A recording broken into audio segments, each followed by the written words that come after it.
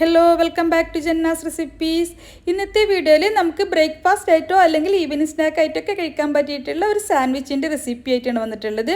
ചിക്കനും മയോണൈസൊക്കെ ചേർത്തിട്ട് ഒരു ചിക്കൻ മയോ സാൻഡ്വിച്ചാണ്. അപ്പോൾ നമുക്കിത് എങ്ങനെയാണ് ഉണ്ടാക്കുന്നതെന്ന് നോക്കാം.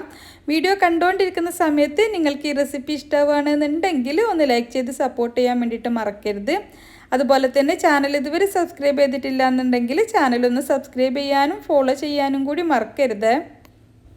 അപ്പോൾ ഈ സാൻഡ്വിച്ചിൻ്റെ ഉള്ളിൽ വെക്കാനുള്ള ഫില്ലിംഗ് ഉണ്ടാക്കാനായിട്ട് ആദ്യം ഒരു പാൻ വെച്ചിട്ടുണ്ട്. അതിലേക്ക് ഒരു ടേബിൾ സ്പൂൺ ബട്ടർ ഇട്ടിട്ട് ഒന്ന് മെൽറ്റ് ആവട്ടെ. ബട്ടർ ഇട്ടൊന്ന് മെൽറ്റ് ആയിട്ട് വന്നാൽ ഇതിലേക്ക് ഇതുപോലെ ചെറിയ പീസായിട്ട് കട്ട് ചെയ്ത് വെച്ചിട്ടുള്ള ചിക്കൻ ഇട്ട് കൊടുക്കാം. അപ്പോൾ ഞാൻ ഒരു 200 ഗ്രാമോളം ചിക്കൻ ഉണ്ടാവും. അത് ചെറുതായിട്ട് കട്ട് ചെയ്ത് നന്നായിട്ട് ക്ലീൻ ചെയ്തെടുത്തത് ഇതിലേക്ക് ഇട്ട് കൊടുത്തിട്ടുണ്ട്. ഇനി നമുക്കിതൊന്ന് ഫ്രൈ ആക്കി എടുക്കണം. ചിക്കൻ ബട്ടറിലൊന്ന് മിക്സ് ആക്കി എടുത്താൽ ചിക്കനിലേക്ക് ആവശ്യത്തിനുള്ള ഉപ്പും 1/2 ടീസ്പൂൺ കുരുമുളക് പൊടി കൂടി ഇട്ട് കൊടുത്തിട്ടുണ്ട്. കുരുമുളക് പൊടിയുടെ അളവ് നമ്മളുടെ എരിവിനനുസരിച്ച് ഇട്ട് കൊടുക്കാം. അപ്പോൾ ഞാനൊരു 1/2 ടീസ്പൂണാണ് ഇട്ട് കൊടുത്തത്. ചിക്കൻ ഈ ബട്ടറിൽ നന്നായിട്ടത് ഫ്രൈ ആക്കി എടുക്കണം. നന്നായിട്ടത് ഫ്രൈ ആയിട്ട് വന്നാൽ നമുക്കിതിലേക്ക് ഒരു 1/2 ടീസ്പൂൺ ചതച്ച മുളക് കൂടി ചേർത്ത് കൊടുക്കാം. ചിക്കൻ ഇപ്പോൾ പാകത്തിനൊന്ന് ഫ്രൈ ആയിട്ട് വന്നിട്ടുണ്ട്. ഇനി ഇതിലേക്ക് ഒരു 1/2 ടീസ്പൂൺ ചതച്ച മുളക് ചേർത്തിട്ട് ഒന്നുകൂടി നന്നായിട്ട് മിക്സ് ആക്കി കൊടുത്തതിന് ശേഷം ഒന്നുകൂടി ഒന്ന് മൊരിച്ചെടുത്തതിന് ശേഷം നമുക്കിത് പാനിൽ നിന്നും കോരിയിട്ട് മാറ്റി വെക്കാം. ഇനി നമുക്ക് ഫില്ലിങ് റെഡിയാക്കാനായിട്ട് ഒരു ബൗളിലേക്ക് ഒരു 1/4 കപ്പ് സവാള പൊടിയായിട്ട് കട്ട് ചെയ്തത് ഇട്ട് കൊടുക്കുന്നുണ്ട്. അതുപോലെ തന്നെ 1/4 കപ്പ് ക്യാപ്സിക്കം ചെറുതായിട്ട് കട്ട് ചെയ്തതും, പിന്നെ ഒരു 1/4 കപ്പിലും കുറച്ചുകൂടി കൂടുതലായിട്ട് ലെറ്റ്യൂസ് എടുത്തിട്ടുണ്ട്. പിന്നെ ഒരു 1/4 കപ്പിന് അടുത്ത് തന്നെ സ്പ്രിംഗ് ഓണിയൻ എടുത്തിട്ടുണ്ട്. എൻ്റെ കയ്യിലുണ്ടായതുകൊണ്ട് എടുത്തതാണ്. കയ്യിലുണ്ടെങ്കിൽ ചേർക്കുകയാണെങ്കിൽ നല്ല ടേസ്റ്റാണ്. പിന്നെ 1/4 കപ്പ് തന്നെ കുരുയെല്ലാം കളഞ്ഞിട്ടുള്ള തക്കാളി എടുത്തിട്ടുണ്ട്. പിന്നെ 2 ടേബിൾ സ്പൂൺ മല്ലിയില പൊടിയായിട്ട് കട്ട് ചെയ്തതും, ഈ സാലഡിലേക്ക് ആവശ്യത്തിനുള്ള ഉപ്പും ഒരു 1/2 ടീസ്പൂൺ അടുത്ത് കുരുമുളക് പൊടിയും ചേർത്തിട്ട് എല്ലാം കൂടി നന്നായിട്ട് മിക്സ് ആക്കി എടുക്കാം. ഇത് നന്നായിട്ട് മിക്സ് ആക്കി കഴിഞ്ഞാൽ നമുക്കിതിലേക്ക് ഫ്രൈ ചെയ്ത് മാറ്റി വെച്ചിട്ടുള്ള ചിക്കൻ ചേർത്ത് കൊടുക്കാം. എന്നിട്ട് എല്ലാം കൂടി നന്നായിട്ട് വീണ്ടും ഒന്ന് മിക്സ് ആക്കി എടുക്കുക. ഇനി നമുക്കിതിലേക്ക് ചേർക്കേണ്ടത് മയനൈസാണ്. അപ്പോൾ ഞാനിവിടെ ഒരു 3 ടേബിൾ സ്പൂണോളം മയനൈസ് എടുത്തിട്ടുണ്ട്.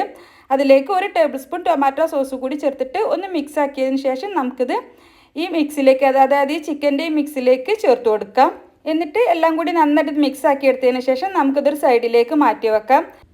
ഇനി സാൻഡ്വിച്ചിന് വേണ്ടിയിട്ടുള്ള ബ്രെഡ് ഒന്ന് ടോസ്റ്റ് ചെയ്തെടുക്കാം. അപ്പോൾ അതിന് വേണ്ടിയിട്ട് ഒരു പാനിലേക്ക് കുറച്ച് ബട്ടർ ഇട്ടിട്ടൊന്ന് മെൽറ്റ് ആവട്ടെ.